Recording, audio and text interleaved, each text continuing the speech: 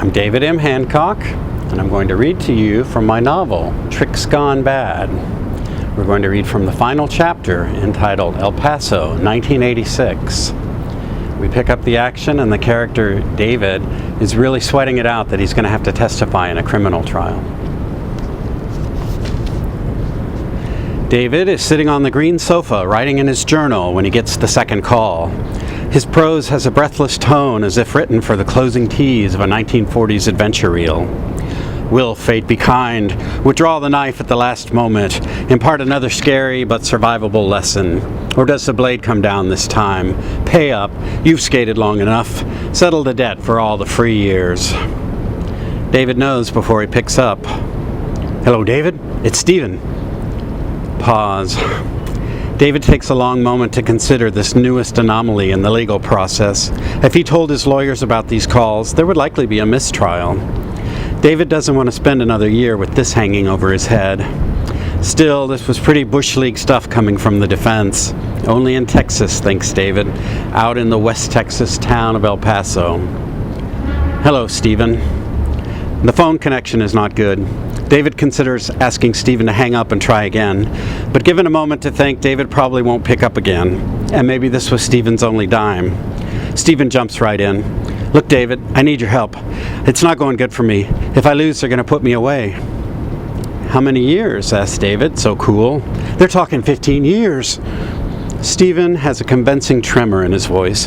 During their brief conversation, masterful Stephen will slowly dial up his desperation until he is beseeching David to spare him. They're asking for 15 years, David. It's the rest of my life. David considers being a dick.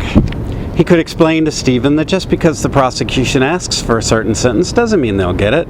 The sentence is usually up to the judge, or in capital murder cases, the jury. But it was true that many judges do exactly what the prosecution asks. What do you want me to do? Asked David, so cool. Drop the charges. Refuse to testify. They can't make you. Just don't show up and the case gets dismissed. I think they can make me, says David. I think they can subpoena me. Stephen sweeps that aside. Look, David, we had a connection. We felt something. I'm sorry about your house, but I'm in trouble. I'm fighting for my life. David considers what Stephen is saying.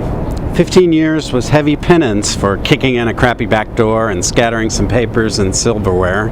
It was very Les Miserables, 19 years for stealing a loaf of bread. Don't be a patsy. The thing is, Stephen has a history. For Stephen, it's more of a cumulative toll. The burglary, plus the mail fraud, plus some other things undisclosed. You had it easy, man, says Stephen, who is beginning to weep in a believable way. You had parents who took care of you, who sent you to college. I never had any of that. He goes on more in this vein, seeking David's liberal guilt, but without his glamour powers, Stephen's pitch seems uncharacteristically shrill and unconvincing. I had to fight ever since I was a kid. It was never easy, man, and it just got harder. Stephen, says David patiently, I can't back out of the trial. There's a short pause as if Stephen were a rattlesnake coiled up inside itself to strike. When he does, David cringes on the green sofa. We're going to say you promised me money. You promised me money to come home with you, and then you didn't pay. And then you told me to come back another day and bring a friend to party if I wanted to see any money. Stephen pauses to catch his breath after voiding his fangs into David's neck. They said to tell you, perjury and solicitation of prostitution. That's what you'll get. There's a long pause as frozen David tries to will his hand to hang up the receiver. He's almost there when he hears Stephen whisper, Who knows, David? I might even say you showed me pictures of little boys. David reacts as one might after picking up an interesting rock and then discovering a scorpion in attack pose.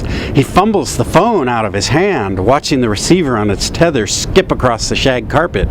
He quickly hangs up and unplugs the line from the back of the phone. In a silence punctuated by the pounding of blood in his ears, David thinks about the night he spent in the house, the night after the burglary, completely freaked out. He has now hit a new level of freaked out, a new high of stomach-spasming, heart-jolting panic. This is why people don't press charges, he thinks. It's too much. It's too hard. You're too vulnerable. That was from the final chapter of Tricks Gone Bad, and I'm David M. Hancock.